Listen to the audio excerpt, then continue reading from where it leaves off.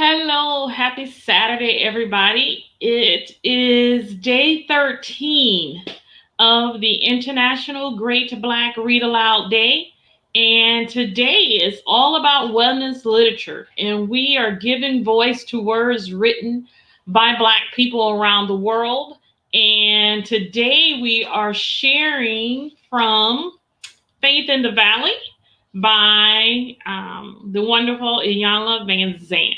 And we will be reading a few selections out of this on wellness. And we know that wellness is everything to do with all of what we are, and that is spirit, soul, and body. And so let's get right to it. We have a few pages we're going to read. It's a mini book. Well, the passages are mini, but they are mini in nature. It's MINI anyway. In any case, let's read. This one is on defensiveness and personal growth. There doesn't have to be anything wrong with you to want to do better. You don't have to be broke or brokenhearted, hated or hateful to be in search of a better way. For some reason, we seem to feel where we are is as far as we can go. We have convinced ourselves not to look for a better way. A new path is an admission that something is not good about where we are. This is simply not true. I can do better does not translate to I am doing bad.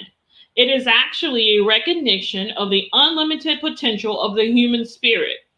The spirit within us has the ability to grow beyond all time, space, and physical matter in response to our receptivity. Our job is to remain open, to never be so comfortable where we are as to believe we cannot continue to grow. Most important of all, even when we believe we are the best we can do more, learn more, be more by teaching what we know to somebody else. Our next passage is on pain. The pain we experience in life is not always physical. People hurt in many ways for many reasons. Unfortunately, we are programmed at a very early age to take something or to do something to make the pain go away.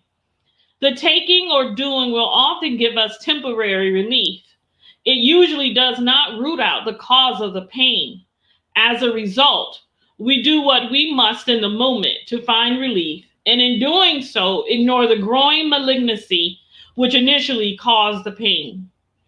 The physical, mental, or emotional shift we call pain is actually a marvelous teaching tool. When you hurt, you become acutely aware that something you are doing or have not done is not good for you, or have done is not good for you. When you are in pain, a weakened state, you want to reach out. However, life is telling you to reach within. A habitual behavior pattern, a persistent thought pattern, a response to an event or series of events is usually at the root of the pain. If you hurt long enough and hard enough, you just might be prompted to stop participating in those activities which create the pain.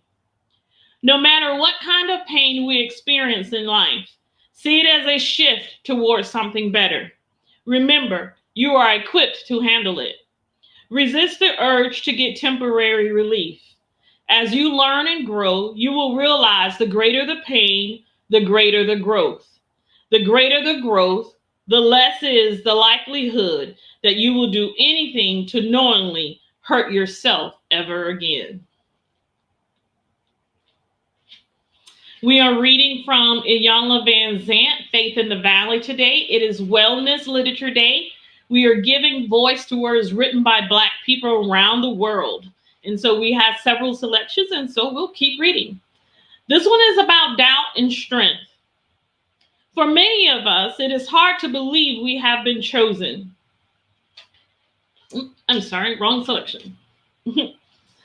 This is about discipline. Spirit is self-correcting. If you continue to do that which you know not to be good for you, eventually it will cause you so much pain you will stop.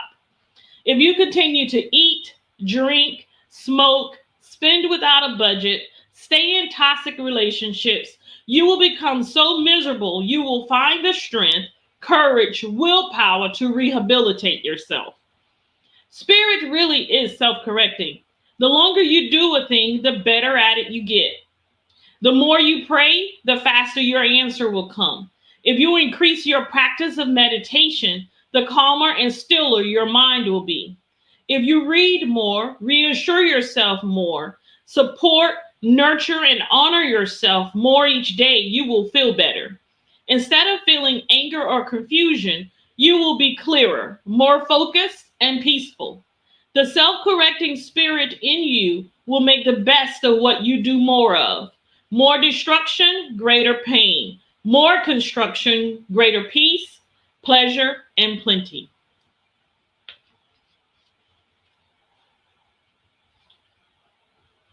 Our next one is on self doubt and patience.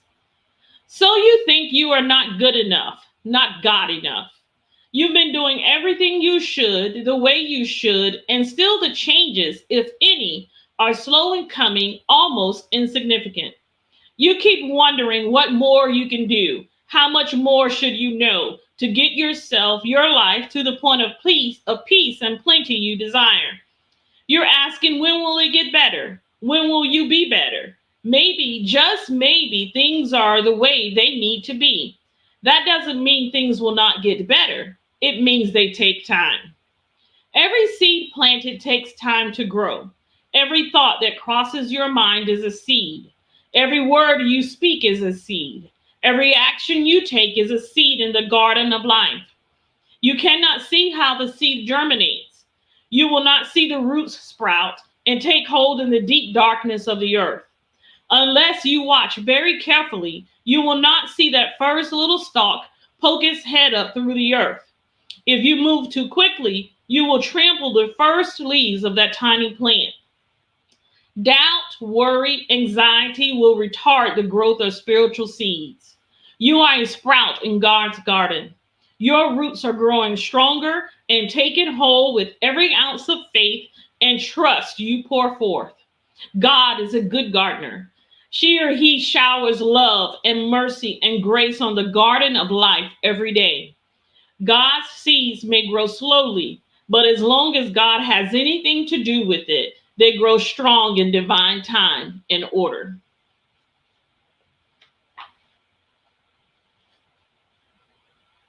Next is discipline and release. Maybe what you really need is a spiritual diet. A spiritual diet would cut down on the excess weight you carry around in your soul. The weight of people who have disappointed you or hurt you. The weight of things you should have done, could have done, or wanted to do, but couldn't bring yourself to do. As a matter of fact, that weight around your middle could be those people you've been hanging around or allowing to hang on to you. The heaviness in your legs could be all those things you convinced yourself you were not smart enough, good enough, or ready enough to do. That sluggish, heavy feeling you have in your heart might be your dreams, goals, and fantasies. You haven't put them to use, so they've turned to weight, spiritual weight, which has your whole life weighed down.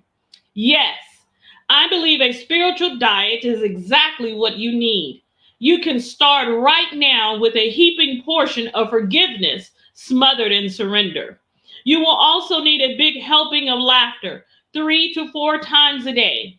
Next, you must begin each day with prayer, followed by a dose of gratitude. For the next 6 to 8 weeks, sprinkle everything with faith, wash it down with courage, and let your dessert be a swig of confidence. If you follow these directions with all your heart, you will experience a miraculous weight loss. That's a really good one. This one is about commitment and freedom. The question is, what are you willing to do to get what you say you want? Are you willing to discipline your mind and your mouth? Are you willing to get up early, stay up late, and work hard all the hours between? Are you willing to work for free?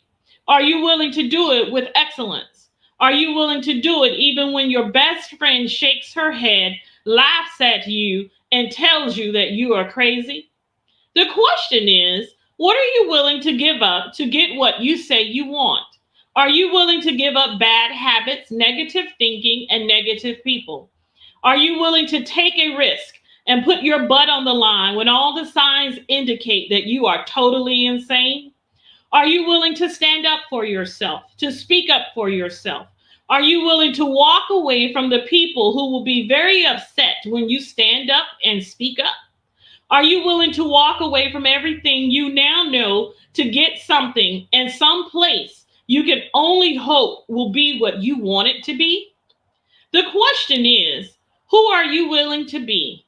Are you willing to be a free and independent thinker? Are you willing to be the one who calls the shots? Are you willing to have fun? Are you willing to live in total peace and joy? Are you willing to have fun and joy in total peace all by yourself if necessary? As long as you can find one excuse not to answer these questions affirmatively, you will never have what you say you want.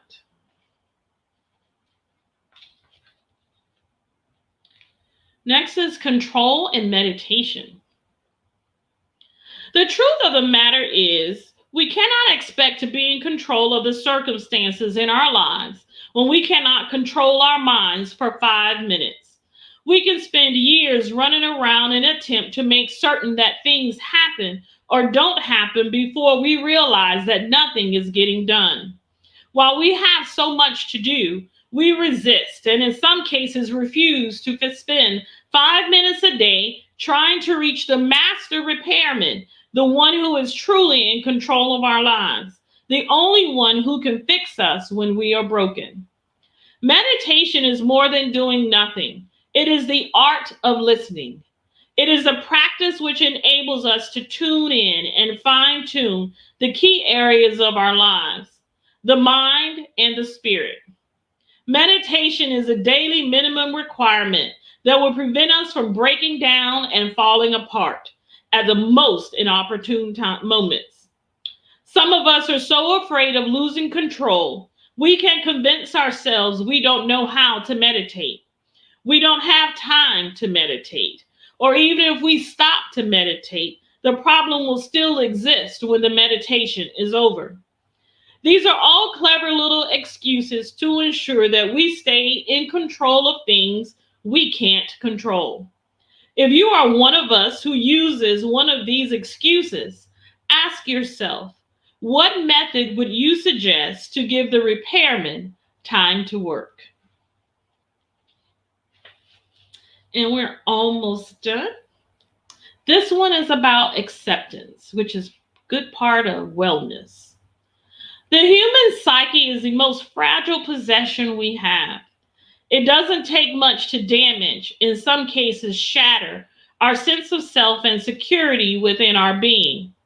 Most of the damage occurs between our birth and the age of 5. The things we see, hear, and experience in our childhood create or destroy the foundation of self, which we carry throughout our lives. Because we have little conscious memory of what happened in our earliest days, many of us walk through with a nagging, dull ache in our minds, a sense of worthlessness, valuelessness, hopelessness. We just cannot seem to shake. It may show up as unfulfilling work, broken relationships, obesity, unexplained fears and apprehensions. We find ourselves on a treadmill of despair and cannot seem to get off. When you find yourself in a never-ending cycle of despair, do not be afraid or ashamed to get help. Get a good therapist, join a support group, go for counseling. Many of us believe it to be a negative commentary about who we are if we admit we need help. Perhaps as children, our voice, our needs, or our cries for help were ignored. As adults, we repeat the pattern of neglect unknowingly. Therapists, psychologists, psychiatrists are trained to heal the human psyche. That is their job. Your job is to bring them to the part of you they have been trained to heal.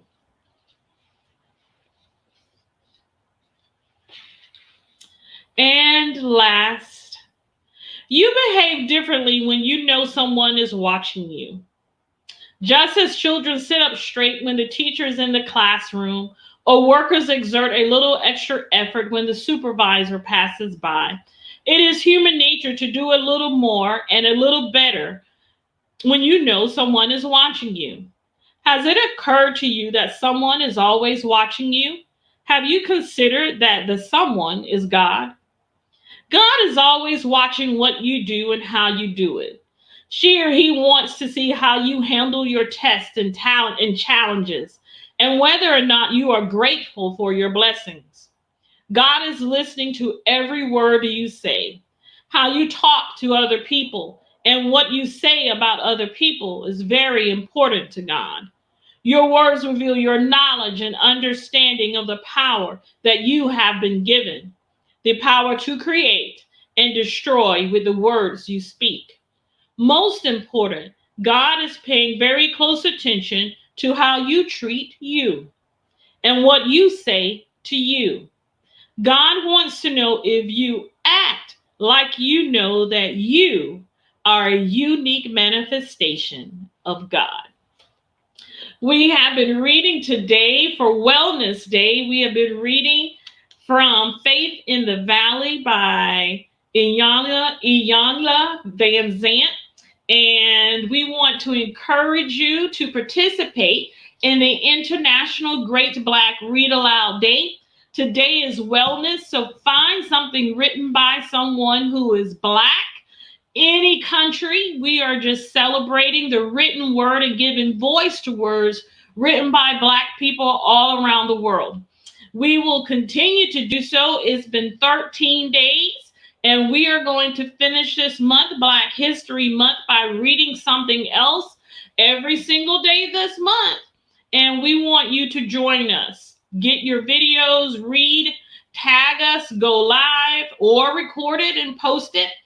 Tag Tig Brad for the International Great Black Read Aloud Day. Follow us on social media at Black Read Aloud. You can also subscribe to us on YouTube. And all the videos that are posted on YouTube. They are uploaded there, and you can go back and listen to the selections. Be sure to check out our website at greatblackreadaloudday.org. All of our selections, our reading list is there. And if you submit it, we'll put your book there. We'll put the cover there and let the world know that you submitted it. And so tomorrow is Valentine's Day, and our read aloud for tomorrow, our topic for tomorrow is love and romance. And so there is plenty written by Black people all around the world about love and romance. Is the one thing everybody has in common, right?